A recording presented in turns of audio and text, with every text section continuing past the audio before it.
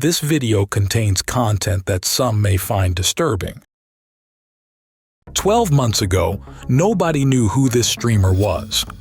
Now, everybody, from the Japanese government to the Mafia, wants him gone. The worst streamer on the internet is back. It's a mystery how he hasn't been deported or killed. Personally, I hope that they put him in jail for a long time, just because I think it'll be funny. This is Ismail Ramzi Khalid, also known as Johnny Somali. Almost every day for 5 months, he went live to thousands of viewers who paid him to do and say horrible things. Hiroshima, Nagasaki. 18? You're too old. Asian and Arabic people, dog eaters, and it's free promo. It's free promo. His drunken acts of disrespect have caused the whole of Japan to turn on him, often with violent consequences. So why did this college dropout turn to this life to begin with? How did he eventually cause his own demise? And will his actions irreversibly damage the future of streaming? Johnny never wanted to be normal. He claims to have been born in Somalia, but was raised in the United States, where he did well enough in school to qualify for a finance degree at Arizona State University. But he felt something was missing. You go to school for 4 years, you go work for 40 years, you end up in a cubicle with a suit on and a tie, getting the same salary as everybody else. Where's the mobility in life? I would rather take a risk and live a different life, you know what I mean? Live in different countries, meet new people. By December 2022, Johnny had saved enough money to go traveling.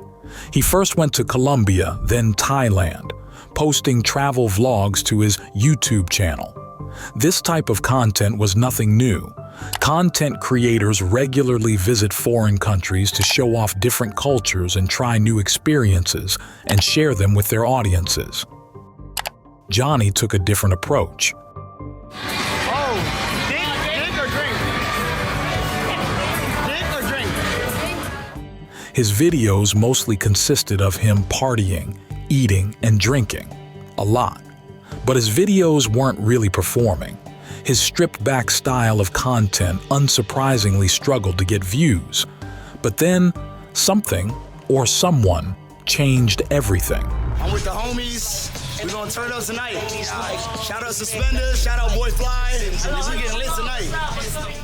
During his travels through Thailand, Johnny met one of the most controversial live streamers on the internet, Suspenders. Suspenders had gone viral in February 2023 over an incident on a train in Japan, where he was accused of being disrespectful towards other passengers. Fuck you, pussy. Fuck you. Why are you racist? You're racist. I am fucking racist. You are racist, right? You're racist. No. You're racist, right? He said he was racist. But off the back of this, he started making waves in the world of live streaming, regularly drawing in thousands of viewers, more than Johnny could have dreamed of. Johnny clearly saw Suspenders as an inspiration.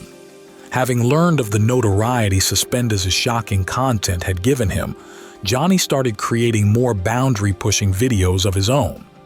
This YouTube short, where he was kissed by a transgender woman in Bangkok, went viral, getting 2.8 million views, while one of his vlogs in a nightclub where he recorded 2 girls kissing picked up over 200,000 views. Johnny figured out that shock factor was a surefire way to get the attention and clout he wanted. But he wouldn't test out this bold new strategy in Thailand. In May 2023, he took a 6-hour flight to Tokyo. What happened next would change his life forever. At this point, Johnny shifted his focus away from YouTube. Instead, he started live streaming on Kick. Kick is similar to the internet's biggest streaming platform, Twitch, but with a few key differences.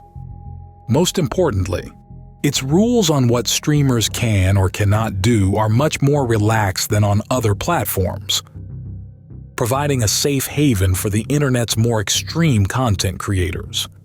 kick would give Johnny the perfect opportunity to test the waters with the shocking style of content he wanted to make, with less risk of repercussions.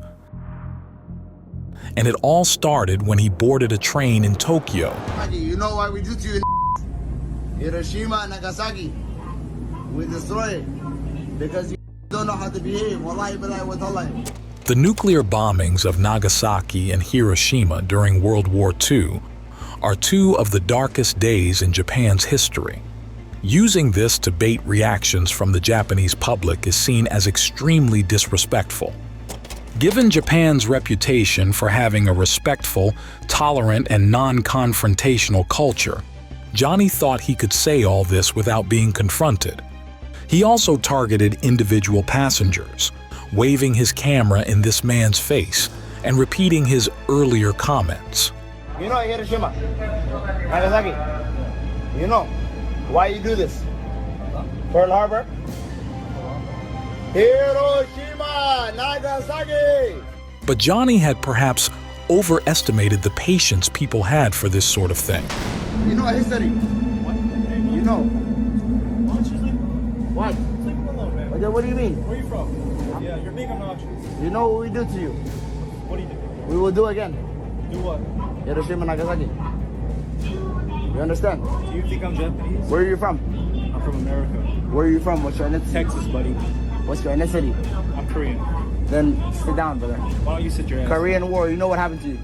Clips of this confrontation started circulating on Reddit and X, gaining millions of views as people criticized Johnny for his actions and even called for him to be deported. But the police couldn't do anything. Japan's laws around hate speech are very relaxed, and he could not be deported unless he was found guilty of breaking the law, which he hadn't. Legally, Johnny could not be stopped, and he could enjoy the clout and attention without suffering the consequences. Or so he thought. I don't say nothing. What? Nothing, bro. I don't say nothing. You want fun? No. No, I don't want to. Nothing. Nothing. Nothing? Yeah, nothing. We good. This motorcyclist had recognized Johnny from a viral clip and stopped to talk to him. Why? Somebody. Okay. Somebody give me money. No. Somebody give me money, and they said, "Say it." No. So I said it on the train. You say it? Yeah. Cause somebody give me money. Somebody? You know, donation. So who? Somebody on YouTube and Twitch. YouTube comment? Yeah, YouTube comment, give me money. No. They say it. No. You understand? Understood, but Right? But it's not good. Moments later, the police stopped by and took Johnny's details, but ultimately, he was free to go. The incident had clearly shaken Johnny up, because after, he took a 10-day break from streaming altogether. But when he returned, everything had changed. This was where Johnny would start to hit his stride, and where he'd begin to face the consequences. Where he'd been streaming to no more than 16 viewers prior to the train incident, he was now drawing audiences of more than 250, most of whom had seen that viral clip and wanted to watch more. Johnny's lust for attention was starting to be sated, but these viewers came in with high expectations. They wanted to see Johnny push those boundaries even further. More people sent in donations, paying him to do or say whatever perverse things they could think of. No Hiroshima, no Nagasaki, Fukushima. And Johnny caved into their demands. 18? Perfect. Come with us. Come on, hoes. Come on, 18. Come on. You're too old. These bitches are too old. Johnny was living his dream, getting more views on his content than ever before, and making money from it too. He became a puppet for his viewers to play with from afar, and he was all too happy to oblige. Inspired by suspenders, Johnny even rigged up his portable speaker with text-to-speech or TTS. Viewers could pay him $3 for their messages to be played aloud in public, unfiltered. Anonymous sent $6. Fuck Arabic people. Eat pigs and die. Yo, nah, this one gotta go down, guys. Come on. Yo, this is not even Japanese, guys. Whenever an offensive TTS or music was played, instead of turning the loudspeaker off, Johnny would simply blame his viewers and tell them to stop. My pussy pink, my booty hole. I'm so sorry, guys. Yo, stop. He just took a bitch down. Yo, stop, guys. Yeah. But saying this only seemed to encourage them. Some of the TTS donations got so sexually explicit, we can't show them. Unsurprisingly, none of this was going unnoticed. The worst streamer on the internet is back. He's just taking advantage of the respect that these people have for people they don't know. I hope they either deport him and they ban him from the country, or they put him in jail for a while. Like, they should get him the fuck out of there. Personally, I hope that they put him in jail for a long time, just because I think it'll be funny. But Johnny was thousands of miles away from home. No matter how much outcry there was from the Western world, people were simply too far away to do anything about it. Since the Japanese government and Yakuza were yet to get involved, it was up to Japanese citizens to take action. An X account named Cancel Johnny S was created, which documented everything he was doing, while word of his actions was being spread by media across the world.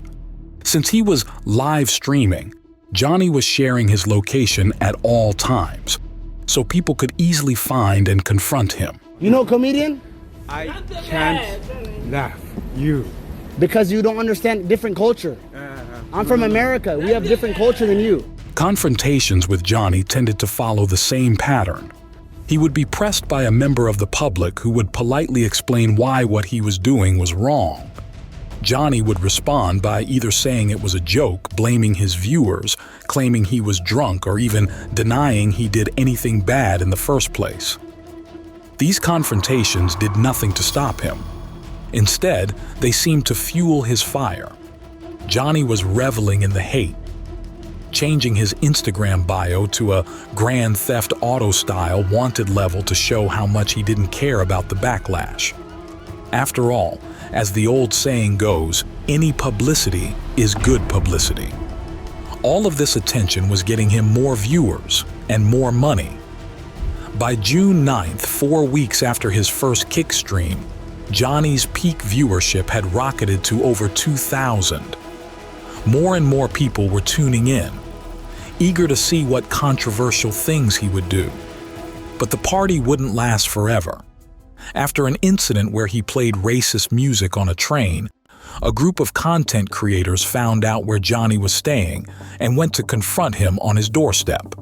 I know you had that like train where you put some sounds on, Yeah. sexual sound, and it's something that's not really good for. Yeah, it's really not a good thing, and they would just want you to apologize for it. Can you tell them that I don't control the sound? Can you explain to them what TTS is? You could have just like, put the, like, just turned it off, Yeah, instead of just letting it sound, After explaining to Johnny what he'd done wrong, they asked him to apologize on camera. I don't have no problem with Japan. Okay. Yeah, but say you're sorry. Sorry for what incident? The Sorry train? for all the incidents. But Johnny doubled down on his refusal to say sorry, so they gave him a final warning. You have to be responsible for every action that you undertake from now in this country. You can't make no excuses, right? You can't blame it on TTS. You can't blame it on chat. You have to be responsible. If you're not willing to be responsible, then don't fucking play the game. Johnny didn't care, though. He saw all this as one thing. Free promo. It's free promo. The day after, Johnny was back to his old tricks, streaming and speaking to his viewers while riding in a quiet carriage on the Tokyo Metro. But out of nowhere, he was approached. Oh my God, it's you again. It was one of the content creators who had confronted him at his accommodation the night before. But there's something you need to know. This creator is a YouTuber called Guts. He's become famous in Japan for tracking down sex criminals and apprehending them on camera. He's also a former member of the organized crime group Yakuza, often described as the Japanese Mafia. As Johnny was ordered to stand up, he started getting nervous and pleaded to the other passengers. I need help, guys. These guys are being racist right here, these two. Guts guided Johnny off the train at the next stop. Johnny, knowing this was someone he shouldn't mess with, did what he was asked. Guts wasn't looking for vigilante justice today, though. He took Johnny to the police, who questioned him before letting him go. Though Guts wasn't done with him yet. He took him to a room with more of the content creators who had confronted him before. And with cameras on him, Johnny was forced to apologize. Sorry, my bad. Take three. One more vertical, my bad. Sorry. Kick City. But this casual apology was unsurprisingly meaningless. The day after, he went to Disneyland to terrorize the theme park guests by playing racist music from his speaker.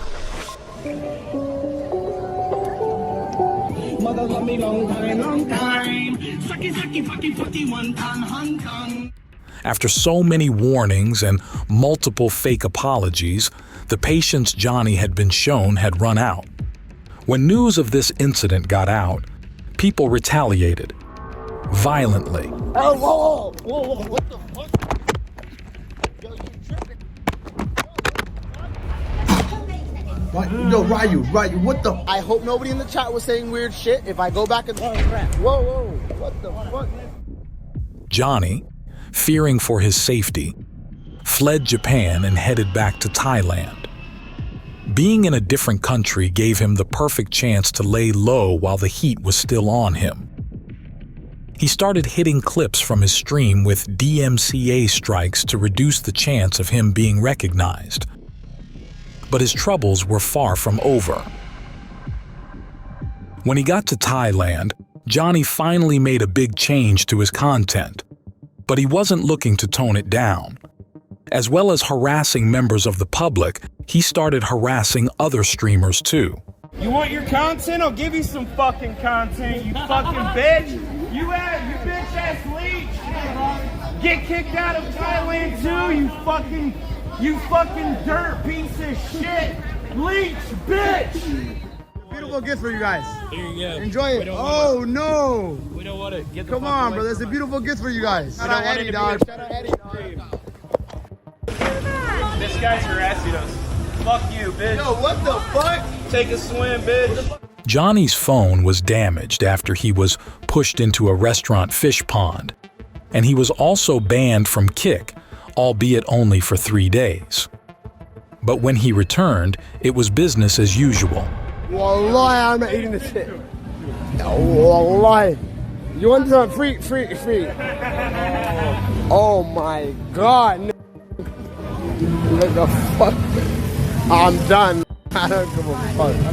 I'm done. Trash. Garbage, no.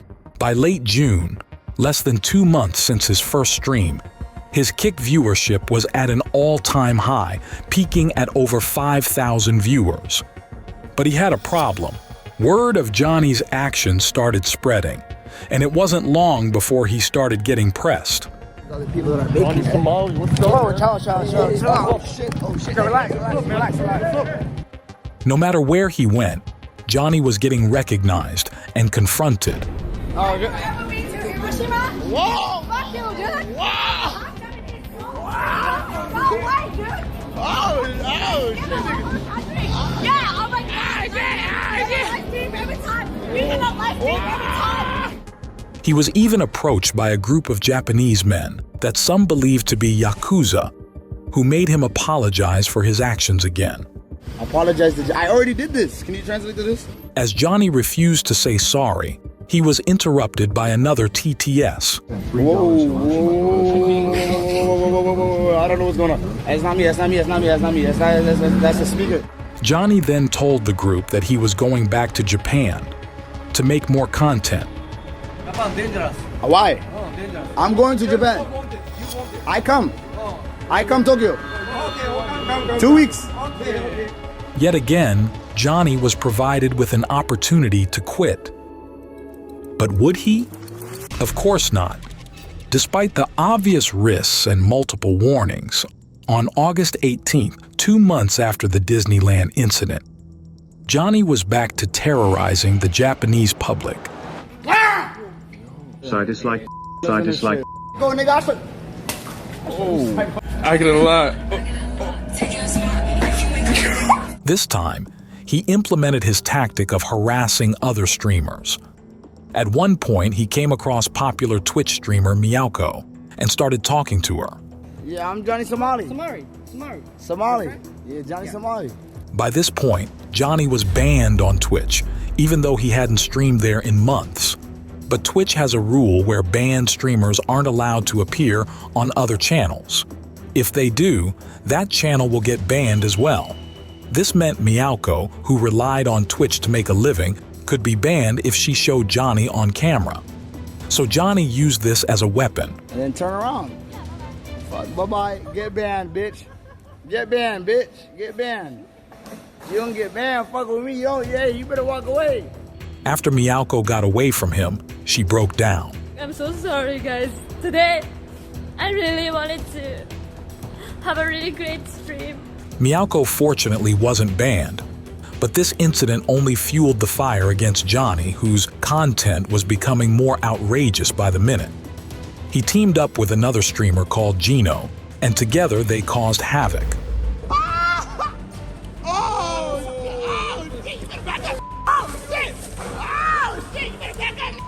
One night, they started waving their cameras in random people's faces. Back off, bro. Back off. Yeah, back off. Back off. Back off. You the back off. With me, what I do?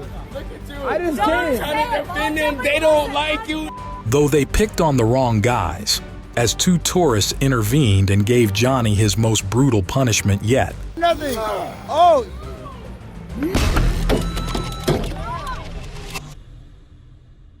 A bystander filmed the aftermath, showing Johnny getting up, covered in blood.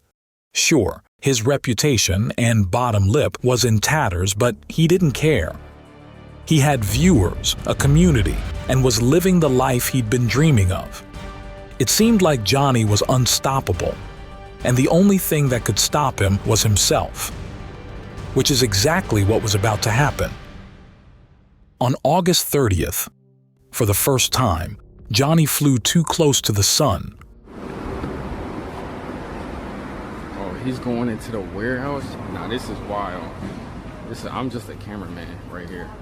While he was roaming Osaka looking for an opportunity for content, Johnny spotted a construction site and decided to have some fun with the workers.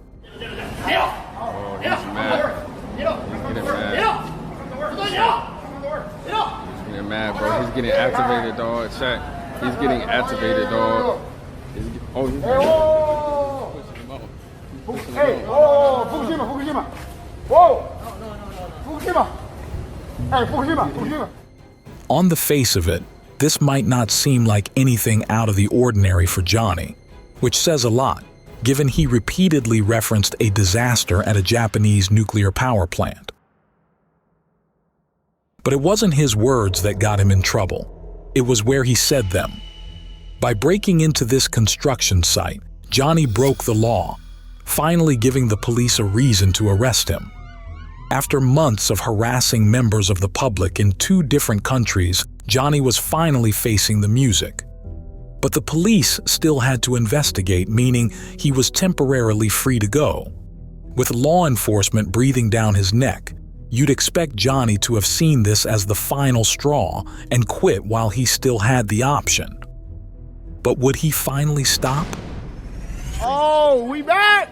We back! Despite his arrest, Johnny still wasn't banned from streaming, meaning he was technically free to keep making content. But it wasn't long until he made his second crucial mistake. It's my country music. My country music. No music. My country. No music. My country.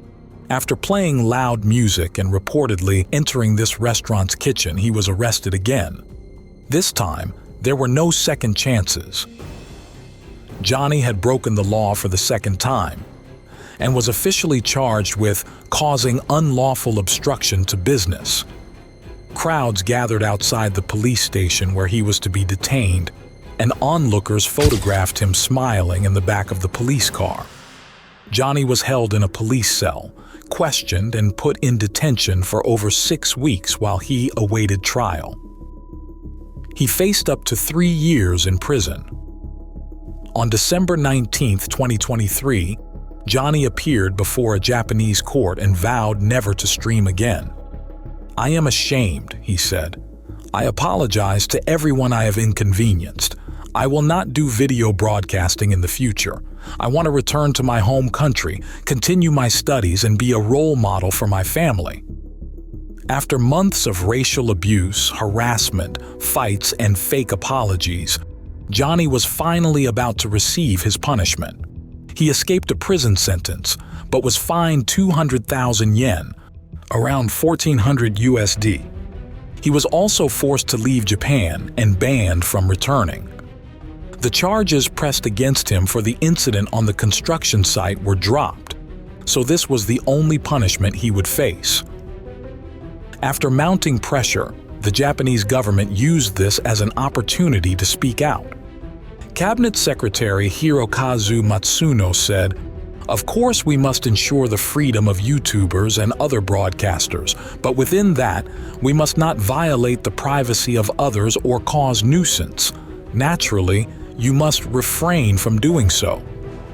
Johnny has not streamed since his trial, though he has since appeared on another Kick stream, where he admitted to lying in court about how he made his money.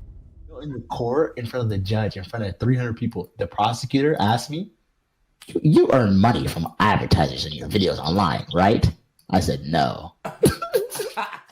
Whether he returns to streaming or not, Johnny's legacy remains.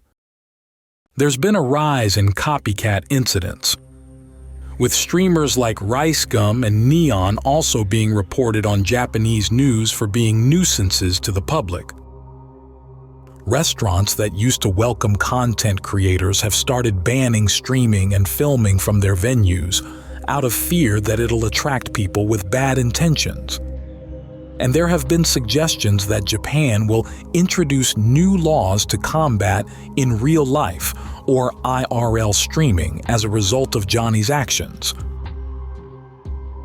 Johnny took advantage of the goodwill of the Japanese people, abusing it for mindless shock value, and made money off it too.